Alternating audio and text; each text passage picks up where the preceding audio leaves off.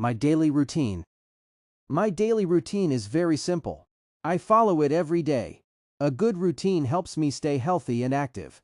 I wake up at 6 o'clock in the morning. First, I brush my teeth and wash my face. Then I take a bath and wear clean clothes. After that, I eat my breakfast and drink tea. In the morning, I study for some time. Morning is a good time for study because my mind feels fresh. Then I go to college or do my work. In the afternoon, I eat lunch and take some rest. After lunch, I study again or complete my other work. Sometimes I practice English speaking or watch educational videos. In the evening, I go for a walk or do exercise. Exercise keeps my body healthy and strong. After that, I spend some time on my phone or watch videos. At night, I eat dinner with my family. I like spending time with my family because they love and support me. After dinner, I study again for some time. Finally, I go to bed at 11 o'clock.